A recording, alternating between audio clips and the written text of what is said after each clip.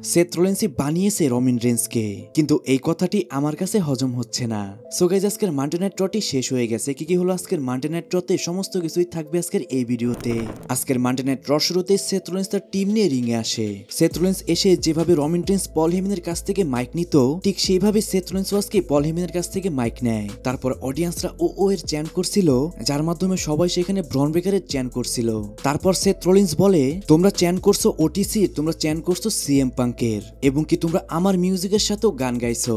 তোমরা নিজেরাও জানো না তোমরা কি চাও, তাই আমি তোমাদেরকে বলছি তোমরা কি চাও। রমিন রেন্স আজকে এক্সিস্ট করছে শুধু আমার জন্য, এবং কি সে আজকে ডাব্লিউডব্লিউতে এত বড় সুপারস্টার হয়েছে তাও শুধু আমার জন্য। তোমরা সিএম পাঙ্কের চ্যান করো। যখনই সিএম পাঙ্ক ডাব্লিউডব্লিউতে আবারও আসলো, তখন থেকে আমি সিএম পাঙ্কে হেড করে যাচ্ছি, এবং কি সামনেও আমি সিএম পাঙ্কে হেড করে যাব। কোডি রোডস যে কিনা আমেরিকার নাইটমেয়ার, তাকেও চ্যাম্পিয়ন বানানোর পিছনে আমার অবদান রয়েছে। আমি first time world heavyweight champion, এবং কি আমি ফার্স্ট টাইম এনএক্সটি চ্যাম্পিয়ন।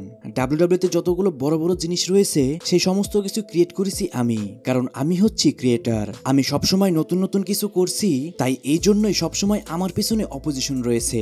তারপর সেথ রোলিন্স এলএ নাইট এবং পেন্টার কথা বলে তাদের টিমের মেম্বারদের ম্যাচের মধ্যেই তারা ইন্টারফেয়ার করেছিল, এবং কি সে এটাও বলে সে চ্যাম্পিয়ন হতে চায় জন সিনা এবং গুন্থারের মতো। সে যে কোনো সময় যে কাউকেই অ্যাটাক করতে পারে। তারপর সেথ রোলিন্স তার মানি ইন দ্য ব্যাংকটি সবাইকে দেখায়, এবং সে বলে এইটাই হলো ফিনিশার, এর মাধ্যমে সে যে কাউকে ইন করতে পারে। সে হলো সেথ ফ্রিকিং রোলিন্স। গাইস, এই সেগমেন্টের মধ্যে সবকিছুই তো মোটামুটি ঠিকই রয়েছে, কিন্তু সে রমিন রেন্সকে ক্রিয়েট করেছে এটা আমার কাছে শুনতে ভালো লাগেনি। সেথ রোলিন্স রমিন রেন্সের থেকে বেটার রেসলার এটা ঠিক, কিন্তু রমিন রেন্সের তুলনায় সেথ রোলিন্স অনেকটাই নিচে। রমিন রেন্স একজন গোট। গাইস, আপনি কি মনে করেন রমিন রেন্স এবং সেথ রোলিন্সের বিষয়ে অবশ্যই কমেন্টে জানান। যখনই সেথ রোলিন্সের সেগমেন্টটা এখানে শেষ হয়ে যায়, তখনই সেখানে পেন্টা চলে আসে, এবং পেন্টা এবং ব্রন ব্রেকারের মধ্যে একটা ওয়ান অন ওয়ান ম্যাচ শুরু হয়ে যায়। ম্যাচের মধ্যে পেন্টার হাই ফ্লাইং মুভ এবং কি ব্রন ব্রেকারের হাই স্পিড সত্যিই কিন্তু দেখার মতো ছিল।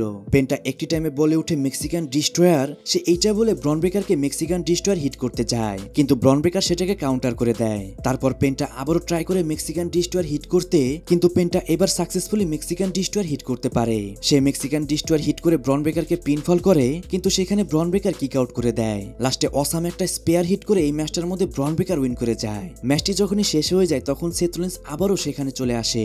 সে এসে পেন্টাকে একটা ওয়ার্নিং দেয়, যদি পেন্টা সেথ রোলিন্সের রাস্তায় আবারও আসে তাহলে তাকে একদমই সে ডিস্ট্রয় করে দিবে। আর গাইস, এরই মাধ্যমে কিন্তু সেথ রোলিন্সের ডমিনেশন এখন পর্যন্ত বজায় রয়ে গেছে। সেথ রোলিন্সের পরবর্তী অপোনেন্ট কে হবে সেটা কিন্তু আমরা এখন পর্যন্ত জানতে পারিনি।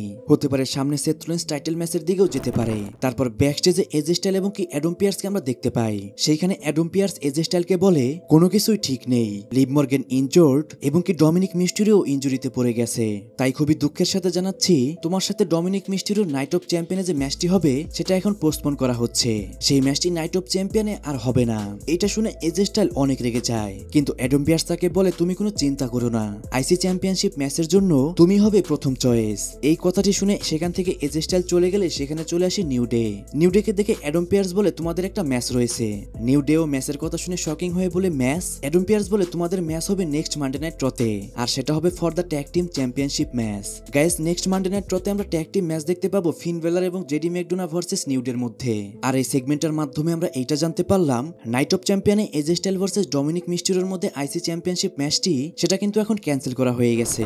সেই ম্যাচটা হয়তো আমরা সামনে কখনো দেখতে পারি। তারপর মাইকেল কোল গোলবার্গের একটা ইন্টারভিউ নেয়। সেখানে মাইকেল কোল গোলবার্গকে বলে, তোমাদের মধ্যে যে স্যাটারডে নাইট মেইন ইভেন্টে ম্যাচ হবে এবং তোমার এবং গুন্থারের মধ্যে যে ঝামেলাটি রয়েছে সে সম্পর্কে আমাদের কিছু বলো। যার বিপরীতে গোলবার্গ বলে, আমি ব্যাড ব্লাডে এসেছিলাম আমার ফ্যামিলি নিয়ে ডাব্লিউডব্লিউ শো দেখতে। সেখানে গুন্থার আমার ছেলে এবং কি আমার ওয়াইফের সামনে আমাকে অপমান করেছে, এবং কি সব থেকে বড় কথা হচ্ছে সে অডিয়েন্স এবং কি আমার হোম টাউনে আমাকে অপমান করেছে। যেহেতু আমি আমার রিটায়ারমেন্ট ম্যাচটি চাচ্ছিলাম আর গুন্থার আমার টার্গেট হয়ে সামনে এসেছে, তাই গুন্থারের সাথে আমার ম্যাচটি একদমই লজিক্যাল হয়। আমি 58 বছরের একজন ওল্ড ম্যান আর গুন্থার 28 বছরের একজন রেসলার। আমি এই সবকে কেয়ারই করি না। স্যাটারডে নাইট মেইন ইভেন্টে আমি গুন্থারকে সেখানে বিট করে দিব। আমি সেখানে গুন্থারকে দেখাবো গোলবার্গ কি জিনিস। আর গাইস, স্যাটারডে নাইট মেইন ইভেন্টেই হবে গোলবার্গের লাস্ট ম্যাচ। এখন পর্যন্তও কিন্তু ডাব্লিউডব্লিউ তরফ থেকে জানানো হচ্ছে স্যাটারডে নাইট মেইন ইভেন্টই হবে গোলবার্গের লাস্ট ম্যাচ। হতে পারে সামনে কোনো ম্যাচ আরো হতে পারে, বা এখানেই হবে গোলবার্গের শেষ ম্যাচ।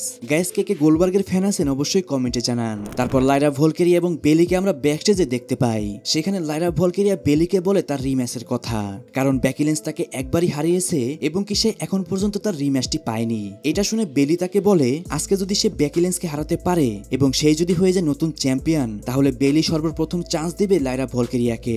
যেটা শুনে লাইরা ভলকেরিয়া অনেক খুশি হয়ে যায় এবং কি সেখান থেকে সে চলে যায়। তারপর জেড কার্গিল ভার্সেস রক্সিন পেরেজের মধ্যে একটা 1-on-1 সেমিফাইনাল ম্যাচ শুরু হয়ে যায়। ভালো একটা ম্যাচ হয় যেখানে বেশি টাইমই জেড কার্গিলের কাছ থেকে পালিয়ে বেড়ায় রক্সিন পেরেজ। তারপর রক্সিন পেরেজও ফাইট ব্যাক করে, সে জেড কার্গিলের পাকে টার্গেট করে অ্যাটাক করতে শুরু করে। জেড কার্গিলেরও বেশি টাইম লাগে না ম্যাচের মধ্যে ফিরতে। জেড কার্গিল স্ল্যাম হিট করে পিন করে রক্সিন পেরেজকে, কিন্তু সেখানে রক্সিন পেরেজ কিক আউট করে দেয়। এরপর রক্সিন পেরেজ তার ফিনিশার হিট করে জেড কার্গিলকে পিন করে, কিন্তু সেখানে জেড কার্গিলও কিক আউট করে দেয়, যা দেখে রক্সিন পেরেজ একদম আউট অফ কন্ট্রোল হয়ে যায়। তারপর জেড কার্গিল তাকে ধরে একটা তার ফিনিশার হিট করে এবং কি জেড কার্গিল সেই ম্যাচটার মধ্যে পিনফল করে উইন করে যায়। আর গাইস এরই মাধ্যমে কিন্তু জেড কার্গিল চলে গেল কুইন অফ দ্য রিং ম্যাচের জন্য ফাইনালে। যখনই জেড কার্গিল সেখানে সেলিব্রেশন করছিল তখনই সেখানে আসকা চলে আসে। আর গাইস তারপরে তাদের মধ্যে আমরা একটা ফেস অফ দেখতে পাই। তারপর ডমিনিক মিস্টিরিওর একটা ইন্টারভিউ নেওয়া হয়। সেখানে ডমিনিক মিস্টিরিওর কাছে তার ইনজুরি এবং কি লিভ মর্গানের ইনজুরি সম্পর্কে তার কাছে জানতে চাওয়া হয়। যার বিপরীতে যখনই ডমিনিক মিস্টিরিও কিছু বলতে যাবে অডিয়েন্সরা তাকে একের পর এক বু করে যাচ্ছিল। তারপরও ডমিনিক মিস্টিরিও জানায় তার ইনজুরি সম্পর্কে। আর গাইস অনেকেই হয়তো জানে না গত সপ্তাহে কিন্তু লিভ মর্গানের একটা ইনজুরি হয়ে গেছে, তাই লিভ মর্গানকে হয়তো বেশ কিছুদিন ডাব্লিউডব্লিউতে দেখা যাবে না। তারপর শেমাস এবং রুসেফকে আমরা ব্যাকস্টেজে দেখতে পাই। সেখানে এক কথায় দুই কথায় তাদের মধ্যে কথা কাটাকাটি শুরু হয়ে যায়। আর গাইস এটার মানে এটাই ইঙ্গিত করছে সামনে হয়তো তাদের মধ্যে আমরা একটা 1-on-1 ম্যাচ দেখতে পারি। তারপর গুন্থার রিংয়ে আসে। সেখানে গুন্থার এসেই বলে লাস্ট উইক আমি যখন আমার ওয়ার্ল্ড হেভিওয়েট চ্যাম্পিয়ন হওয়া নিয়ে সেলিব্রেশন করছিলাম তখনই সেখানে ইন্টারফেয়ার করে গোলবার্গ, এবং কি গোলবার্গ আমাকে বলেছে আমি নাকি নেক্সট। সে নেক্সট বলতে সবসময় বোঝায় জ্যাক হেমার এবং কি স্পিয়ারকে। গোলবার্গ 90s এর একজন ডেঞ্জারাস রেসলার, কিন্তু এইটা 2025, এইখানে আমি হচ্ছি বেস্ট রেসলার। আমি অফিশিয়ালি গোলবার্গের ফ্যামিলির কাছে সরি বলছি, আর আমি এটাও বলছি স্যাটারডে নাইট মেইন ইভেন্টে আমি গোলবার্গকে একদমই ডিস্ট্রয় করে দিব, আর সেই ম্যাচের মাধ্যমে আমি তার ক্যারিয়ারকেও সেখানেই শেষ করে দিব। গাইস আমার কাছে তো গোলবার্গ ভার্সেস গুন্থারের যে ম্যাচটা হবে সেটা শুনে অনেক ভালো লাগছে, কিন্তু সেটা যে মাত্র একটি ম্যাচ হবে সেটা আমার কাছে খারাপ লাগছে। যদি এমনটা হতো যে একটা ম্যাচ গোলবার্গ হারতো একটা ম্যাচ গুন্থার হারতো তাহলে সেটা অনেকটা বেস্ট হতো, কিন্তু এখানে মাত্র একটা ম্যাচ হবে গোলবার্গের, এটা শুনে আমার কাছে অনেক খারাপ লাগছে। তারপর ব্যাকস্টেজে সেমিজেনের একটা ইন্টারভিউ নেওয়া হয়। সেইখানে ইন্টারভিউয়ার সেমিজেনের কাছে জানতে চায় সেমিজেনের পরবর্তী মুভ কি হবে। সেমিজেন সেখানে যখনই কিছু বলতে যাবে তখনই সেখানে ক্যারিয়ান ক্রস চলে আসে। ক্যারিয়ান ক্রস এসে প্রতি সপ্তাহের মতো আজকেও সেমিজেনকে রাগাতে শুরু করে এবং কি সে লাস্টে এইটা বলে সে সেমিজেন কখনোই ওয়ার্ল্ড হেভিওয়েট চ্যাম্পিয়ন হতে পারবে না, যা শুনে সেমিজেনও অনেক রেগে যায়। সে ক্যারিয়ান ক্রসকে একটা পাঞ্চ হিট করে এবং কি সেমিজেন ক্যারিয়ান ক্রসকে বলে আমি এখন যাব অ্যাডম পিয়ার্সের কাছে, আর তোমার সাথে আমি এখন কোনো কথাই বলবো না, আমি তোমার সাথে ম্যাচ ফাইনাল করব। সো গাইস হয়তো সামনের সপ্তাহে আমরা সেমিজেন ভার্সেস ক্যারিয়ান ক্রসের মধ্যে 1-on-1 ম্যাচ দেখতে পারি, আর হয়তো এরই মাধ্যমে ক্যারিয়ান ক্রসকে ডাব্লিউডব্লিউই পুশ দেওয়া শুরু করে দিয়েছে। তারপর বেইলি ভার্সেস বেকি লিঞ্চের মধ্যে একটা উইমেন আইসি চ্যাম্পিয়নশিপ ম্যাচ শুরু হয়ে যায়। এক কথায় বলতে গেলে অসাধারণ একটা ম্যাচ হয়। ম্যাচের মধ্যে out of the ring interfere এবং কি সেখানে অনেক ভালো ভালো মুভ আমরা দেখতে পাই। দুইজনই দুইজনের উপর সমানভাবে ডমিনেট করে, দুইজন দুইজনকে সাবমিশন মুভ হিট করে, কিন্তু তারপরও তারা দুইজনই সেখানে গিভ আপ করে না। বেকি লিঞ্চ একটি টাইমে বেইলিকে অ্যানাউন্স টেবিলের ওইখানে চেয়ার দিয়ে আটকে রাখে। ঠিক তখনই সেখানে লাইরা ভলকেরিয়া চলে আসে এবং কি সেখানে বেইলিকে হেল্প করে, যা দেখে বেকি লিঞ্চ অনেক রেগে যায় এবং কি সে লাইরা ভলকেরিয়াকে একটা পাঞ্চ হিট করে। তারপরে লাইরা ভলকেরিয়াও বেকি লিঞ্চকে অ্যাটাক করে। আর গাইস এর জন্য কিন্তু এই ম্যাচটা ডিকোর মাধ্যমে শেষ করে দেওয়া হয়, যা দেখে বেইলি অনেক রেগে যায়, কারণ এর জন্যই কিন্তু বেইলির সুযোগটা এখানে হাতছাড়া হয়ে গেল। এখন গাইস হতে পারে সামনে আমরা ট্রিপল থ্রেট ম্যাচ দেখতে পারি তাদের মধ্যে। তারপর রাকেল রিংয়ে আসে। রাকেল রিংয়ে আসার পরে রিয়া রিপ্লিকে রিং আসার জন্য বলে। রিয়া রিপ্লিও তার কথা শুনে রিং এর মধ্যে চলে আসে এবং কি তাদের দুইজনের মধ্যে একটা ফাইট শুরু হয়ে যায়। তারা দুইজনই ফাইট করতে করতে সেই ফাইটটা কন্ট্রোলে নিয়ে নেয় রিয়া রিপ্লি।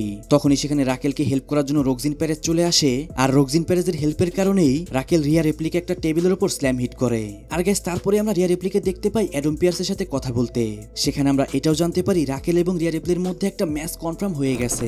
তারপর জে উসো ভার্সেস কোডি রোডসের মধ্যে একটা সেমিফাইনাল ম্যাচ শুরু হয়ে যায়। লম্বা একটা ম্যাচ চলে, আর ম্যাচটির কথা যদি বলতে হয় এক কথায় অসাধারণ একটা ম্যাচ চলে। জে উসো কোডিকে স্লিপার হলে আটকায়, কোডি রোডসও একের পর এক মুভ হিট করতে থাকে জে উসোকে। Cody Rhodes super Cody cutter hit করে পিন করে, কিন্তু তারপরও সেখানে কিক আউট করে দেয় Jey Uso. Jey Uso spear hit করে পিন করে, কিন্তু সেখান থেকে কোডি রোডসও কিক আউট করে দেয়। এরপর কোডি রোডস সেখানে কোডি রোডসের ফিনিশার হিট করতে যায় জে উসোকে, কিন্তু উল্টো জে উসোই কোডি রোডসকে কোডি রোডসেরই ফিনিশার হিট করে দেয়। এরপর জে উসো আরেকটি স্পেয়ার হিট করে এবং কি সে স্প্ল্যাশ হিট করতে চায়, ততক্ষণই সেখানে কোডি রোডস ফাইট ব্যাক করে। সে জে উসোকে তার ফিনিশার হিট করে সে এই ম্যাচটার মধ্যে উইন করে যায়। আর গাইস এরই মাধ্যমে কিন্তু কোডি রোডস চলে গেল কিং অফ দ্য রিং ম্যাচের জন্য ফাইনালে কোডি রোডস ভার্সেস র্যান্ডি অর্টনের মধ্যে আমরা ম্যাচ দেখতে পারবো। লাস্টে লাস্টে কোডি রোজ এবং জে ওসো দুইজনে হ্যান্ড রেস করে। আর গাইস এরই মাধ্যমে আজকের মানডে নাইট রটিও শেষ হয়ে যায়। এক কথায় বলতে গেলে আজকের মানডে নাইট রটি মোটামুটি ঠিকই ছিল, একদম খারাপও না একদম ভালোও না। গাইস আপনার কাছে আজকের মানডে নাইট রটি কেমন লেগেছে অবশ্যই কমেন্টে জানান। সো গাইস আজকের ভিডিও এই পর্যন্তই। রেসলিং সম্পর্কে সমস্ত নিউজ এবং আপডেট জানার জন্য চ্যানেলটিকে সাবস্ক্রাইব করবেন।